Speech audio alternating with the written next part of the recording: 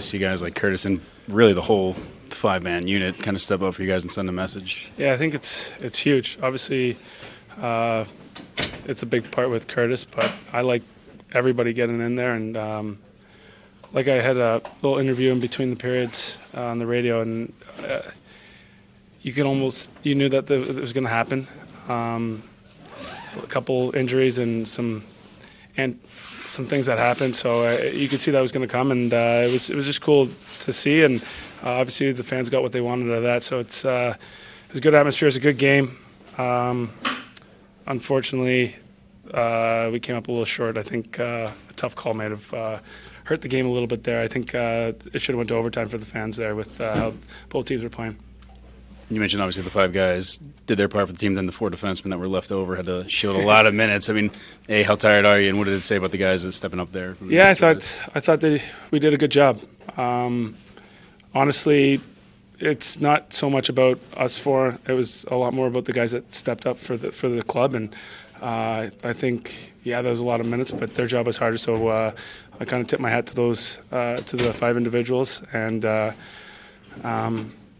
I thought it was a great game. Honestly, I think all in all it was a tough third goal, broke the stick on a shot, and then I personally don't like them getting rewarded for a play that was happening all night, and then they score. So it was, like I said, I think it probably should have went to overtime, and got to see guys like Jack and Brader and Panarin and Mika, all those guys play a little 3-on-3, but hey, that's how the cookie crumbles sometimes. You've obviously been, involved in fights and line brawl before in your career. I mean, what was it kind of like for you to watch? Have to watch that from the bench. Do you kind of have a little FOMO out there? Yeah, the last time I wanted to be out there. I think I'm not 100% sure what the thought process was, but I don't know if our staff thought it was going to be a full line brawl. I thought maybe there was just two guys that were going to kind of square off, but it didn't turn out that way. And you know what? At the end of the day, I was able to play lots of minutes, so I'll take it that way, I guess. But I definitely wanted to be a part of that. I've actually been on the other side with a lot of antics, and it was exciting. It gets the blood boiling. Obviously, the fans enjoy it, and it makes for an exciting game. What about Dawson, too, obviously stepping up in this situation? He's the man. He's the man. Yeah, I think he stepped right in there. He didn't shy away from anything. And just protecting your teammates, I think it says a lot about him and his character and just the team in here. So I'm proud of him for sure.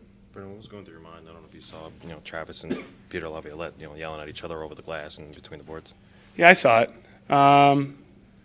It's just the type of game it was. It's the Battle of the Hudson, and this is fun to have it back kind of thing where it's on full cylinders. I think I think the emotion was shown in a lot of different ways. Playing hockey, the extracurriculars, just everywhere. I think there's a lot of compete, and like I said, personally I thought it should have went to overtime. So that's kind of where I stand with it, but it was great. I think you guys all enjoyed it. I know the fans did, and we did too. So it's kind of tough how it finished, I guess.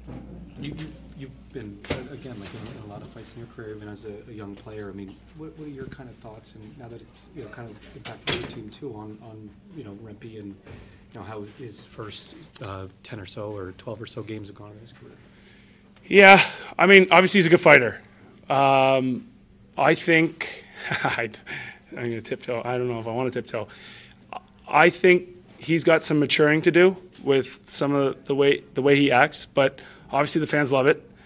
I think he's a big, strong guy. To be honest, I've seen other guys go down this route. One person, to my knowledge, when I played was Rafi Torres. And if you continue to hit people late, hit people high, your suspensions just continue to climb, and then you find yourself not playing. So I think he's got to dial it in a little bit, but he's a tough customer. I think he can play, of what I've heard. So I think there's a little bit of maturing for him, but obviously he's doing a good job. there's some areas I think that he's got to improve, but obviously he gets the boys going and he gets the fans going, and obviously I've played on the other side.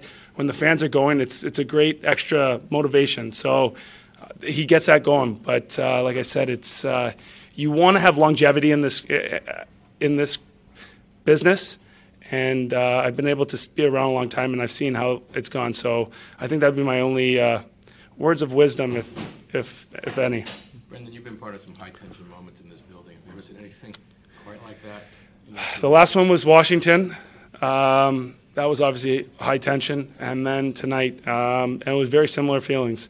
Obviously the other side of the Hudson, but same kind of juice. And it's exciting to play. It's exciting to be a part of.